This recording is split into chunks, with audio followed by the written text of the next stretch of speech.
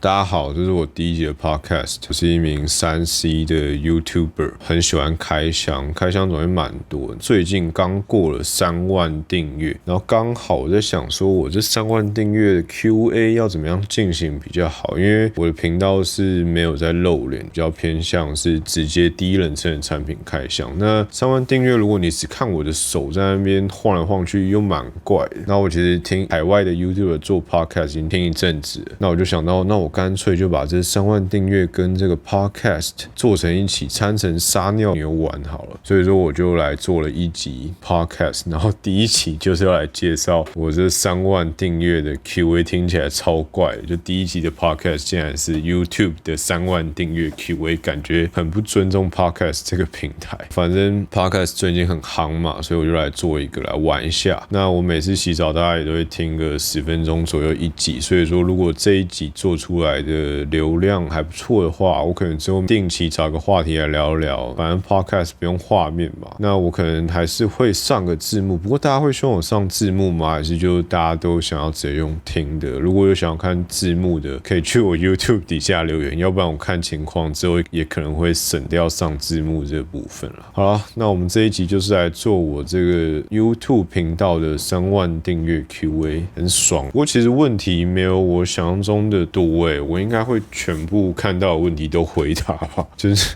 哪有人 Q&A 全部问题都回答？那如果有不小心我没答到，那应该就是我不小心漏掉，你也不要太难过，你可以在这集的底下留言问我，我可能还是会打给你。好啦，那首先比较多人问的类别是我个人的类别，就是我关于我的个人资料的像是第一题就是我的年龄、身高、体重。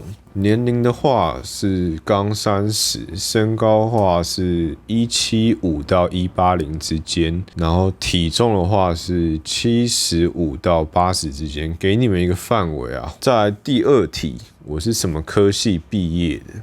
我是研究所是念金融所，大学是念资工系。第三题，我的第一份工作是什么？那我现在的职业是什么？我现在做的工作还是我的第一份工作，然后我人是在金融业。第四题，几岁开始声音这么低？是不是很多时候别人都会听不清楚？这个还蛮不错的问题，因为我应该是国中开始声音就很低吧。其实我讲话都没有到非常的咬字清楚，我会有点含卤蛋的感觉，就是很容易就打混过去。所以说，我觉得好像大家一直都听得不是很清楚，这也是为什么我这频道要上字幕啦。然后再来一题是我和老大认识过程，我和他是在研究所同学的时候认识的，后来就一直交往到现在，也蛮久了。好，最后一题个人相关的是好奇我家里是不是很豪华？我家没有很豪华，就一般的家庭，没有说什么超级奢华那种感觉。不过我用的东西都还可以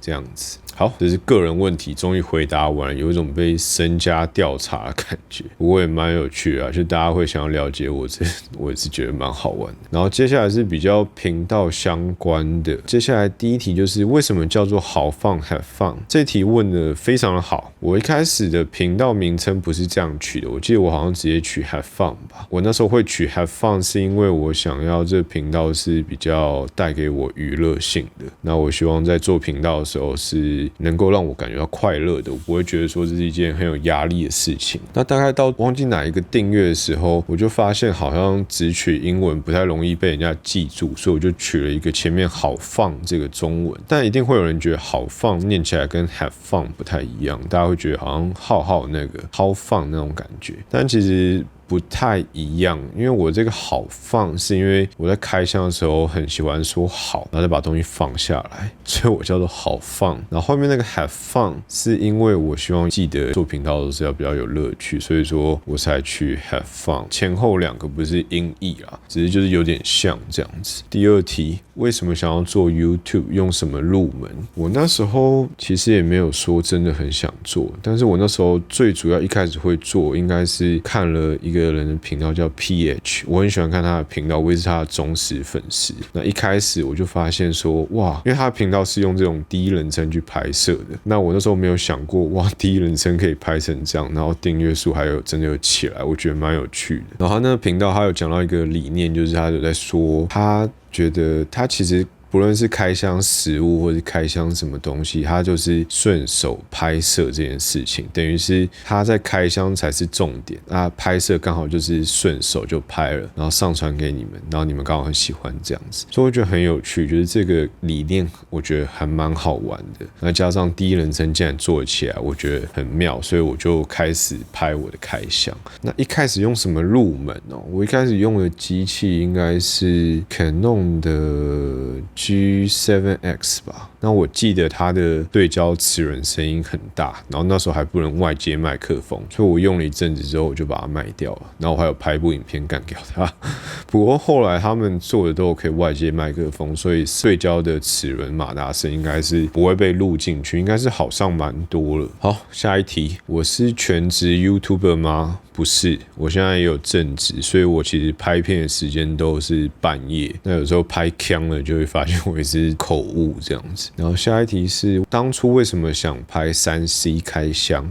其实我一开始拍的是美食比较多，然后旅游也有拍一点，不过那都好早以前的影片了。烹饪也有，然后后来是3C 开箱，特别是三星的产品，我拍起来的流量很不错，所以我后来就主要就往3C 开箱去走，因为其实我个人也蛮喜欢这些科技产品的。那我后来才会比较着重都是在这个科技产品的开箱。下一题是还有其他频道吗？这个我现在是没有其他频道，这就是我的主频道。我觉得创一个频道最痛苦就是刚开始的时候，整个要从头来过，真的是非常痛苦。本来想再重新经历那一段时期。然后下一题是片头怎么想出来的？有想很久吗？其实我没有想我那时候就是觉得说拍影片前好像大家都会要有一些音效，然后要去对那个拍。虽然说我的声音跟我的影片是一起录制的，但反正我就习惯弹个指，然后拍个手。后来剪辑的时候就发现这样好像把它碎剪成现在的片头好像蛮有趣的，所以后来我就一直都是这样用，所以我也没有想很久。再下一题是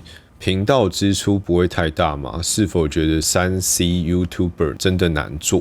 频道支出其实蛮大的，但是不管有没有开这个频道，我应该都会买这些东西，所以我觉得还好。那是否觉得3C YouTuber 真的很难做这件事情？我觉得它有一定的困难度。虽然说你开箱的产品在开的时候，因为产品有热度嘛，然后新的产品大家都会比较想了解，大家会比较容易找到你。但是我觉得3C 科技类的 YouTuber 其实不太好做，一方面是你的成长不会很快，那另外一方面是很容易会陷入没有个人特色这一点，这两点是我觉得会比较困难一点。所以说你说好做吗？我觉得不好做，是真的蛮难做的，速度又蛮慢的，我的成长速度真的是非常缓慢。好，下一题，有机会看到其他安卓的开箱吗？有啊，我最近不是开了一支 Sony 的 Xperia One Mark II， 然后我之后应该还会再开其他安卓的开箱。之前比较没有，是因为我参加三星的新玩家计划，所以我那时候是完全没有碰。然后再加上那时候他们给我的资源其实还蛮 OK 的，虽然说今年就完全断吹了，就有点可惜这样。所以说我之后还会开箱其他安卓，所以说记得啊，小铃铛要打开起来。会拍科技以外的东西吗？会，像 Podcast 这个应该就算是吧。然后我前一阵子有拍了一个拉面披萨，我其实最早是拍吃的蛮多的，因为我就是受 PH 的影响嘛，那时候我就跟着他拍吃的。但后来发现科技好像拍起来效果比较好，我也比较喜欢拍科技，我就去拍。不过前一阵子拍那拉面披萨被三立转载，我觉得蛮有趣的，就是被新闻媒体转载，拍了这么久，被转载的竟然是食物这样子。所以说我之后应该也会蛮常，就是不定期的拍一些食物开箱啦，或者是其他的各式各样的种类，我其实都不排斥。我只是现阶段是比较着重在3C 开箱啦。然后喜欢看的 YouTuber 嘛，有啊，蛮多的。像我还蛮喜欢看看的像是 PH 啊、赖瑞的频道我也蛮常看的，还有一些像刘胖胖的频道很新，我也很喜欢看。那9man 的我也蛮喜欢看的，因为我觉得他拍的真的是蛮有质感，就是大频道的规模啦，我会蛮希望往那方向走。不过现阶段可能弄起来比较累一点。那海外的话，我最常看的应该是 Unbox Therapy， 然后还有一个是 Dave Lee， 就是 D to D 的那个频道，我也蛮常看的。他的频道我觉得在讲一些个人的想法，都讲得还蛮不错的。所以说，好像还是科技也比较多啦。那如果要看比较有趣的，其实蛮多 YouTube 我都很喜欢看，像我也蛮喜欢看 NC 俊去拍那些酒吧的 hopping， 那个我也觉得蛮有趣的。我应该是从他第一支影片开箱 Switch 那支我就开始订阅，然后一路看到现在。所以说，其实我都看，没有什么排斥的。好，下一题，会跟赖瑞合作吗？有希望，也有在想。不过因为我现在没有露脸，所以有点困难。那我想要方法，我就会来大 feat 一波。我是蛮希望做这件事情，有想要跟我合作的也都可以跟我联系，我们可以来想想看要怎么样合作比较好。虽然说我现阶段是没有露脸。好，然后接下来这题是最多人问的，也是跟刚刚上一题有点关联，就是有机会露脸吗？10万订阅会露脸吗？我一直都是有机会露脸啦，只是因为我现在正职的关系，我没有很想要在 YouTube 上露脸。那10万订阅会有机会露脸吗？我现在没办法跟你保证，不过一直都是有机会的。那时间到我就会露，这样子听起来很变态。时间到的时候我就会露。然后接下来下一题也是蛮多人问的，所有评测中最中意的耳机，或者是最喜欢哪一副耳机？其实我觉得我在看产品的时候，我不会特别讲说我觉得哪一副是最好的，或者是2020年最棒的耳机或者最佳的耳机，因为我会觉得那样子有点怎么讲，有点不公平。因为好不好这件事情是看你这个使用者喜不喜欢，因为每个产品它都有各自的特色，像每个耳机一样，它每个声音的特性都不太一样。那我只能说最符合我需求或者是我最推荐的，那是我从我这个个人的观点来看，但这不一定是你最喜欢或者是最适合你的。那如果真的硬要讲我个人最喜欢最符合我需求的话，我现在在用的是 Anker 的 Soundcore Liberty 2 Pro， 然后老大用的是 Soundcore Liberty Air 2。那我个人还会再用 Galaxy Buds Plus， 这两个都是看我心情随意拿到什么我就用什么这样，所以这两个是我目前我最喜欢的2副耳机吧。好，接下来的问题就比较有趣，不是比较有趣，接下来的问题就比较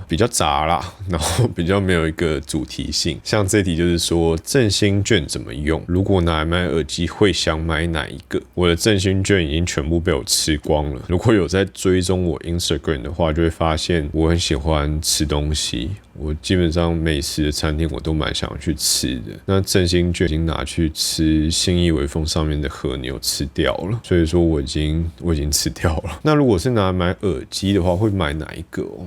我现在其实没有特别想买的耳机耶，可能想试试看会是 AirPods Pro 吧。虽然说也隔了一段时间，不过我一直没有时间去试试看它的音质。那如果有机会今年会换到 iPhone 的话，可能会想试试看。不过也要看 iPhone 今年端出来的菜单长什么样子啊，因为我现在其实用 Android 是用的蛮顺手的。好，下一题，有打算卖掉其他三星产品吗？会想卖掉 S10吗？我不会想卖掉其他三星产品，然后我也没有打算卖掉 S10， 主要是我在使用的时候，我就不是预期说我二手要把它卖掉。然后第二件事情是，其实 S10 真的陪我拍了很多部影片。那即使我现在换相机了 ，S10 也是偶尔会被我拿出来使用。像我现在在录这个 podcast， 我就是麦克风加 S10 上，然后用上面的录音器去录。所以 S10 对我来讲 ，S8 啊 S10 都蛮有革命情感的，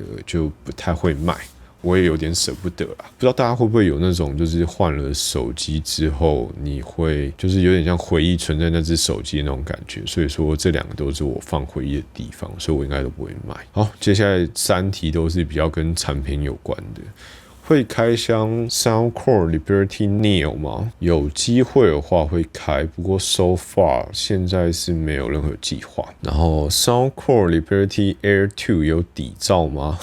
这题真的是问得很细，但是我可以在那边回答你，没有，我觉得没有啦。我个人觉得不会影响到我的使用。好，然后最后一题，会买 Note 20吗？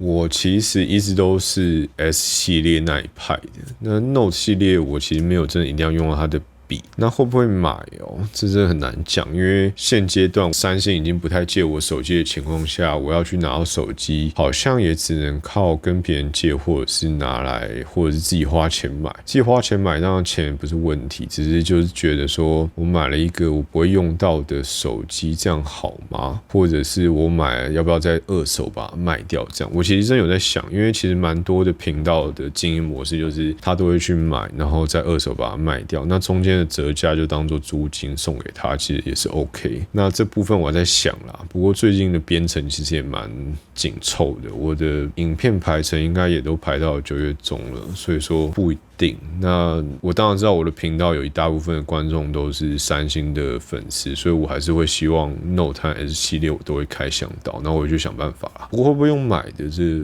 so far 不确定。好啦，那这就大概是我3万订阅的 Q&A， 应该所有的问题都有回答到，像是 Instagram 啊、Facebook、YouTube 上留言我都看过，应该是总结起来就是这些问题啦。好啦，那这也是我第一集的 Podcast。很谢谢听到这里的观众们，或者看到这里的观众们。那如果你们有很喜欢这样的闲聊的 podcast 的话，也记得去我的 YouTube 底下留言让我知道。去 YouTube 底下我可能才会看到，或者是来追踪或 follow 我的 Facebook 和 Instagram。那我可能不定期的就会找一些话题或题材来聊聊，不一定是科技，也有可能是像是拉面、披萨这种很有趣的话题。好啦，所以如果喜欢我这一集的话，也不要忘记去订阅我的 YouTube 频道。那我们就下一部影片再见啦，悄悄，拜拜。